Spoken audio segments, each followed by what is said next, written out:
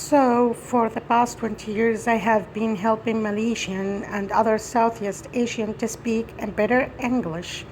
And through training thousands of Southeast Asian, I have discovered a very surprising truth. I have discovered that how well somebody communicates in English actually has very little to do with their English level. It has a lot to do with their attitude towards English. There are people out there who have very low level of English and they can communicate very well. One of them that I remember was a student participant of mine in Faisal. He was a factory supervisor English level very low, but this guy could just sit and listen to anybody very calmly, clearly, and they could respond absolutely, expresses his thought beautifully at a very low level of English. So today I want to share with you what is so different about people like Faisal. Who do they do it? And second of all, why this is so important only to you, but your children, to your community, and to the future of Malaysia. And third of all, what's one thing you can do to starting today if you want to speak with that calm, clear confidence that people like Faisal has? So first of all, what is it so different? How do people like Faisal do it? So to the answer that question, I'm going to take you back about 10 years, okay? So I was training staff at that time, and my daughter at that time was taking piano lessons. And I started to notice two really strong similarities between my daughter's attitude or thinking toward playing the piano and a lot of Malaysian thinking or attitude toward English. Now, first of all, should tell you my daughter absolutely hated piano. Hated the lesson, hated the practicing. This is my daughter practicing piano, okay? This is as good as it got it. This is the real thing. And she dreaded going to piano lessons because to my daughter, going to piano lessons, she was filled with a sort of dread because it was all about not screwing up, right? Because like for a lot of piano students, to both of my daughter and her teacher, her success in piano was measured by how few mistakes she made. Now, at the same time, I noticed that a lot of Malaysian went to English conversation with the same sort of feeling of dread, this sort of feeling that they were going to be judged by how many mistakes they were going to make and whether or not they were going to screw up. Now, the second similarity that I noticed was to do a self-image. She seemed, my daughter, she knew what good piano sounded like, right? Because we have all heard good piano, and she knows what her level was, and she knew how long she have to play to play like that. And a lot of Malaysian I noticed had this idea of what good proper English is supposed to sound like, and what there are. I see a lot of you nodding, and what their English sounding like, and how far they have to go to there. And they also felt like they were like my daughter, just bad piano player, bad English speaker, right? My English not so good, like, and so hurry cannot up. So I could see this similarity, but I still couldn't figure out, okay, what is about these people like Faisal that are so different, that can just do it smoothly, calmly, with confidence. And one day I discovered that answer, and I discovered it's quite by chance. It was the day my computer broke down and I had to go to cyber cafe. And okay, it's what my first time, and I discovered cyber cafe are disgusting places, okay? They are really grossy, they're smelly, and are filled with boys, and they are all playing noisy, violent games. They are just disgusting places. But I had to go there. So I sit down and I start noticing this guy beside me, and I became very interested in this guy next to me. Now this guy is playing this game that is basically, it's like shooting people until they die, and that's it. That's right, that's the game, right? I'm noticing that this guy is not very good. He's like, in fact, terrible, right? Because I am looking and I'm seeing like a lot of shooting and then not much dying, right? But what really interested me was behind this lousy player were three of his friends sort of standing there watching him play. And what I really noticed was, even though this guy was terrible, even though his friends are watching him, there was no embarrassment, there was no feeling of being judged, there was no shyness. In fact, quite the opposite. This guy like totally focused on the bad guy's smile on his face. All he can think about is killing these guys, right? And I'm watching him, and I suddenly realized this is it. This is the same attitude that people like Faisal have when they speak English, just like this guy. When Faisal goes into English conversation, he doesn't feel judged. He is entirely focused on the person that he's speaking to and the result he wants to get. He's got not self-awareness to thought about his own mistakes. Now, I want to share with you a real true example to paint a picture of somebody who speaks English like they are playing piano, and somebody who speaks English like they are playing a computer game, and this true story happens to me. While ago, I was in a pharmacy and I had to buy Omega. My doctor said I should get Omega, and I go to the shelf. There is tons of Omega. There is Omega high in DHA, Omega that's high in APA.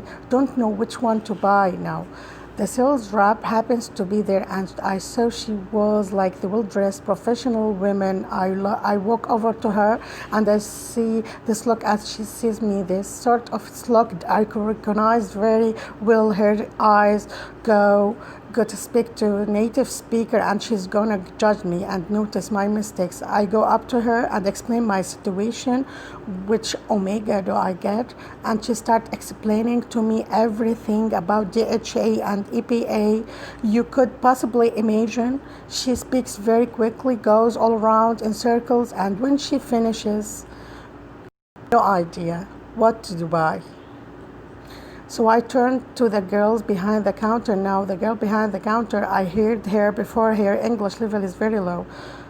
But when I walk over to her, this girl, there is no fear. In fact, she's just looking at me. You know that look? Yeah, okay, so how? Yeah, I have been in Malaysia in a long time. So I go up to her and I explain the problem, ABA, DHA. She looks at me, she says, okay, ABA for heart, DHA for brain. Your heart okay or not? So I said, yeah. I said my heart is really, think it's pretty good. She says, your brain okay or not? Said, yet not. No, my brain is not as good as it used to be. She said, okay, Kayla, you take Omega DHA. Can problems, right? So we have got two different kind of communicate. We have got the one who got a high level but totally focused in herself and getting it right, and therefore very effective. We have another one, low level, totally focused on the person she's talking to and getting a result, effective. There lies the difference. Now, why is this distinctions so important, not just to you, to your children, but to the future of Malaysia and countries like Malaysia? And to answer that, let's take a look to how actually is speaking English in the world today, okay? So if we looked at all of the English conversations in the whole world taking place right now on planet Earth, we would see that for native speaker like me, there are 5 non-native speakers. And if we listen to every conversation in English on planet Earth right now, we would notice that 96% of those conversations involved non-native English speakers. Only 4% of those conversations are native speakers to native speaker. This is not my language anymore. This language belongs to you. It's not an art to be mastered. It is just a tool to use to get a result. And I want to give you a real life example what English is today in the world, real English today, is another true story. I was at a barbecue a little while ago. This was barbecue for engineers from all over the world. And they were making hot dogs. Now some of hot dogs were regular hot dogs and some were these cheese hot dogs, where the cheese in the middle. French engineer is cooking in the hot dogs. And he turned to this Korean engineer and he says, "Oh, would you like our dog?" And the Korean guy says, please. He says, "Do you want cheese?" And the Korean guys look around at the table. He says, I see cheese. French guy says, "O's or Dodges contains cheese." Korean guy doesn't understand him right. So the French engineer tries again. "The hot dog's item is making you from with the cheese." Korean guy still doesn't understand. He tries again. He says, "The hot dog is coming from juice is coming from the hot dog." Korean guy cannot understand. Now there is Japanese engineers who's been listening to this conversation, turns to the Korean engineer and he says, "Excuse the integrator." He understands. Everybody understands. So this is what English is today. It's just a tool to play around with to get a result, like a computer game. Now the challenge is that we know in schools all around the world, right, English is not really being taught like a tool to play with it. Still being taught like it's an art to master, and students are judged more on correctness than on clarity. Some of you might remember the old comprehension exam in the school. Does anybody remember in school when would you get a questions about text that you read? You have to read through some text, right, and then answer questions to show that you understand the text. And this may have happened to you, that you show that you understood the text, but you get a big X because you made a lot of grammar mistakes. Like student now, the student clearly understood paragraph 4, but not correct because he left the letter N off of the world environment. But in the real world, what would matter? What would matter is, did you understand the email or did you understand your customer so that you can go ahead and take action? Now the problem that I see here over and over is that people take the attitude they develop about English in school and they bring it to into the adult life and into their work. If you are in stressful situation and you're having conversation, you're trying to give a result to someone and say it correctly, your brain multitask. It cannot do two things at once. And what I see is the brain just shutting down, and you may recognize these symptoms of brain shutting. The first one is that you are listening goes. Someone talking to you and you are so busy thinking about now you are going to respond and express yourself correctly, you didn't actually hear what the other person said, and I can see a lot of nodding in the audience. The second thing to go in your speaker, your mind sort of shut down, and that vocabulary you don't know just disappear and the word don't come out. The third thing to go in your confidence, and the worst thing about this is you may only be confident because you cannot express yourself clearly. But to the person talking to you, they may misunderstand this as a lack of confidence in your ability to do the job, to perform. So if you want to speak English like Faisal's with that great confidence, here's the one thing that you can do. When you speak, don't focus on yourself. Focus on the other person and the result you want to achieve.